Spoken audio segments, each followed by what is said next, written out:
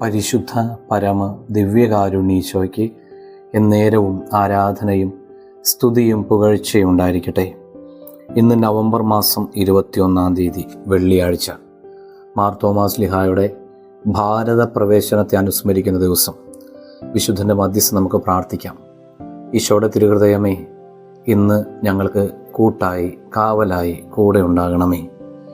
യോഹന്നാൻ സുവിശേഷം 18 അധ്യായം 28 വാക്യം അവസാന ഭാഗം ധ്യാനിക്കാം. അശുദ്ധരാകാതെ പെസഹ ഭക്ഷിക്കേണ്ടതിനാൽ അവർ പ്രത്തോറിയത്തിൽ പ്രവേശിച്ചില്ല. കർത്താവിന് വിചാരണക്കേൽപ്പിച്ചു കൊടുക്കുന്ന പശ്ചാത്തലം. യേശു ദൈവപുത്രനാണെന്ന യാഥാർത്ഥ്യം തിരിച്ചറിയാതെ പോയതുകൊണ്ടാണ് യേശുവിനെ ക്രൂശിക്കാൻ യഹൂദർ ആവശ്യപ്പെട്ടത്.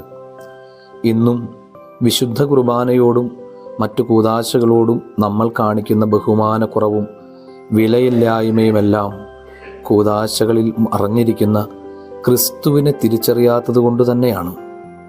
ഈശോയെ, അങ്ങയെക്കുറിച്ച് അറിവ് നേടാനുള്ള അവസരങ്ങൾ അന്വേഷിച്ച് കണ്ടെത്താനും അങ്ങയെ അനുഭവിച്ചറിയുവാനും വലിയ കൃപ ഞങ്ങൾക്ക് നൽകണമേ. എല്ലാവർക്കും നല്ലൊരു ദിവസം ആശംസിക്കുന്നു.